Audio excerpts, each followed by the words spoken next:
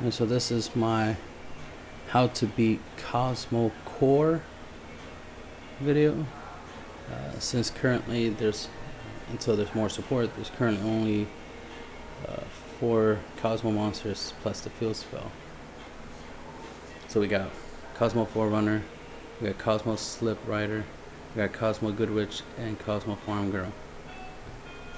Essentially, this is this is it could be used as an engine, you know what I mean? Because you don't need that much in order to just use this core.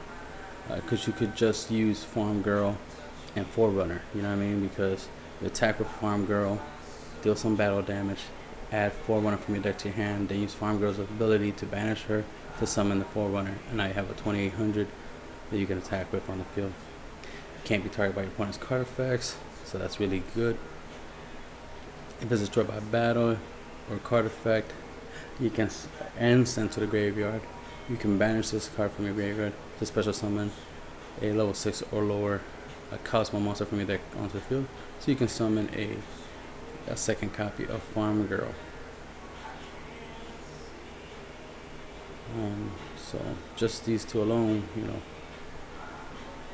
would be enough to use the Cosmos monsters, especially with Farm Girl being able to be searched out. With emergency teleport, you can special summon Cosmo Farm Girl onto the field relatively easy. There's other cards that can help you search it out since she's a psychic type monster. She's also light. She has 1500 attack and she's light. You can even use Shining Angel and get similar result. Let's say your opponent has a monster with 1400 attacks. Summon Shining Angel, attack, bunk heads, right? Both die. Shining Angel's effect kicks in, bringing out Cosmo Farm Girl. Then you can attack with her, deal damage, get Forerunner, special summon Forerunner with Cosmo Farm Girl's effect, and attack for 28. And right there, that's 4,300 points of damage, which is pretty decent. But you could also use a Good Witch, but Good Witch does not have the ability to search out the Forerunner. So typically Farm Girl and Forerunner are like the main two you'll use. But if you want more damage, more options, then Good Witch is another good option. Plus she's at 1800. If your opponent has a monster that's pretty strong, you can use Honest, since they are Farm Girl is light, to power up to guarantee that she'll deal damage, so you can get Forerunner. Forerunner is a machine, so you could play Limit Removal and increase his attack and deal more damage. He's also light, so you could use Honest with him as well. So because the attribute, the archetype is light, you can use, you know, Light Imprison if you main deck it already. So this will help you reduce their effects. It ain't perfect, but it's better than nothing, right? Personally, I don't run this main deck myself, but there's like 1 or 2 decks that I would main deck this in, so that's why it's in the list, because I would actually play it main deck, and there's probably other players out there that would play it main deck it as well.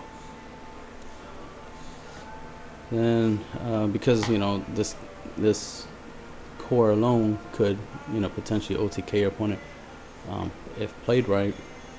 You know, something like Battle Fader or Red Screen, which I do use, would be decent enough defense to avoid the OTK and give me a fighting chance, because under the right conditions, your opponent would just need Farm Girl, Cosmo, Good Witch, Forerunner, and even maybe something to destroy Forerunner after he deals damage, so you could bring out Slip Rider. You know what I mean? And then with Farm Girl's ability, you can search out any of the Cosmo monsters you need that, you know, is missing, so you can have the little 4-card combo. So you want to be able to avoid it. JDs here, if you play Life Swarms, it's pretty good. because you can use this ability more than once.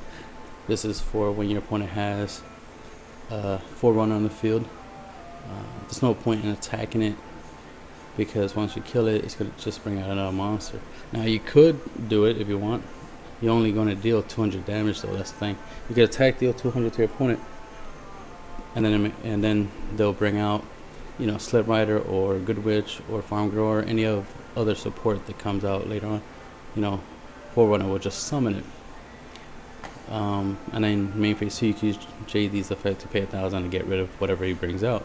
But if what he brings out is a Slip Rider, then you're just paying 1,000 for Slip Rider to be destroyed. Then Slip Rider brings out something else, they have to pay another 1,000. You're gonna be sacrificing a lot of life points. And think about it, you paying a lot of life points. You paid about what, 1, 2, maybe 3,000. You might have paid maybe 3,000, 2 to 3,000 life points you paying just to clear your field, your opponent's field, just because he had a Forerunner and you're trying to prevent him from having anything on the field. And all you did was 200 damage. You know what I mean? It was kind of pointless. So what you can do, since you're going to spend life points, it's better off use JD's effect to get rid of Forerunner, which will bring us Slip Rider. Pay 1,000 to get rid of that, which will bring out Good Witch or Farm Girl or whatever else. Pay 1,000, get rid of it, and then your opponent, you know, will have nothing on the field. And then you can attack for 3,000. So then, you know, it evens itself out. You sacrifice 3,000, now your opponent takes 3,000. Because more likely, you know, they're gonna bring out Slip Rider and Good Witch in defense mode, so it'd be pointless for them. You know, it'd be pointless to attack. It's just keep using the effect until their field is clear, and then attack them directly. You can get a similar effect if you use Evil Sworn Exciton Knight's effect, since his effect could be used twice per turn, because you can only use it once per chain, but not only once that turn. So you can, you know, use it the first time, you know, get rid of Forerunner. Forerunner brings out whatever, and then you use it again. Like let's say they bring a Slip Rider, you know, you'll destroy it with the second time you detach. If there's, you know, if your opponent still has more cards than you, that's the main thing.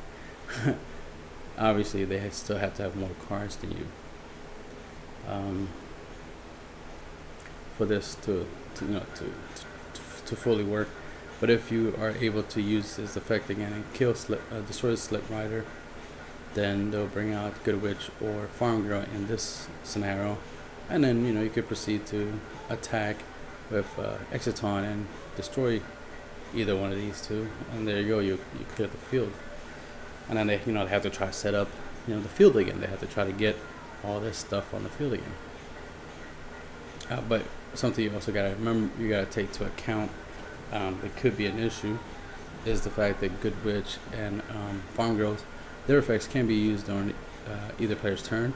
So they could, you know, just like bring out Good Witch and then be like, all right, I'll attack, and then be like, all right, well, I activate the effect and bring out another Forerunner from my hand, and it's like, let's start this all over again. It's like, oh my god, right?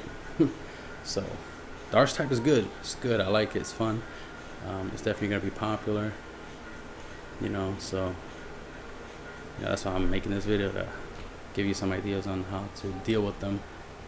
Also see the kind of issues you will face with them because of, you know, their abilities. So if your opponent uses, you know, these 4 along with the field spell, you're gonna have a hell of a day, because of course, you know, since these abilities, you know, for the floating aspect require, you know, involve banishing, they can use their field spell to add, you know, these cards back, and then, you know, continue looping, continue reusing and recycling these abilities. Interesting enough, I think I want to experiment with Machina Fortress, because these are machines. So I think I want to experiment with Machina Fortress. I wish this was an A-star. This was an A-star, that'd be perfect. You know what I mean? That'd be perfect, because then I can constantly resurrect Machina Fortress with that. But it has potential.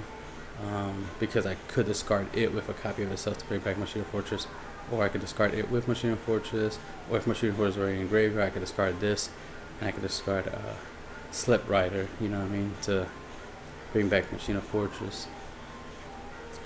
So it has some potential. So we'll see. What else I got here? Vanity's Emptiness, you know, these are special summons, so anything that can shut down special summoning will help you, you know, avoid the OTK as well as slow down the deck greatly. Of course, you can say, oh, and you know, Imperial Iron Wall. What about that? It's like, that is true, Imperial Iron Wall. If you can main deck it, then so be it. If you don't know what Imperial Iron Wall looks like, for those who don't, that's Imperial Iron Wall. So, yeah, you can use that to prevent the banishing and whatnot. You know, to each their own. These monster special summonings are effect summons. They're not inherent summons. So, stuff like Black Horn of Heaven, Steel Storm Roach won't work against them. So, that's why they're not on the list. They are machines, so you can special summon Cyber Dragon and send them, you know, to the graveyard for Chimera Type Fortress effect. Because these Forerunner and Slip Rider, they gotta be destroyed by battle or card effect in order for their effects to trigger. So if they're discarded, if they're sent to the graveyard, they won't get their effects. It's only when they're destroyed by battle or card effects. So you want to try to avoid destruction effects like Exoton and JD if you could, right? Try to avoid destruction effects, Darkhold, Mirror Force, Trenchel, so forth and so forth. These are designed to counter those staples, those generic cards. You know, it's common to have a card effect, you know, like Darkhold, like, hey, Darkhold, destroy your monster. They you know, they're designed to counter that too. So you gotta figure out a way to get rid of them. You can, you know, if you main deck system down. Yes, yeah, there you go. System down. Pay 1,000 life points. Banish all face-up machine type monsters your opponent controls and in their graveyard. You could use that. Could remember, they can use their field spell to get those cards back, so you could use it. Same goes for Soul Release. If the cards are still in the graveyard and you want to prevent them from being able to try and use it, but you got to make sure the field spell is not around or available. So obviously stuff like Deep Prison, MicroCosmos, Dimensional Features are not exactly great against this archetype because of the fact that they have the field spell. They could run different dimension, DDR, R. There you go. Different dimension reincarnation, and you can run 3 of them, so they could do stuff like that.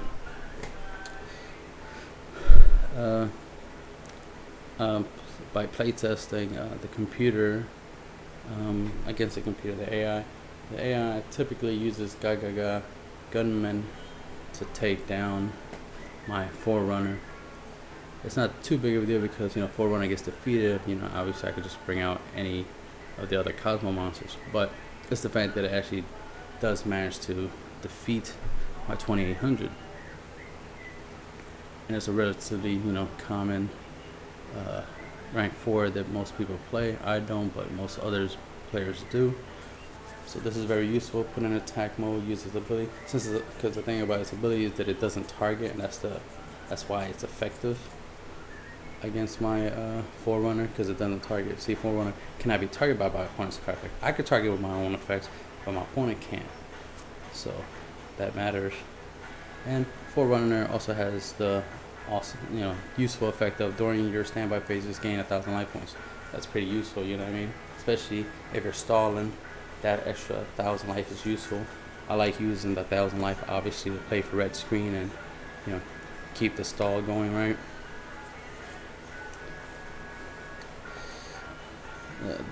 The archetype can use lands,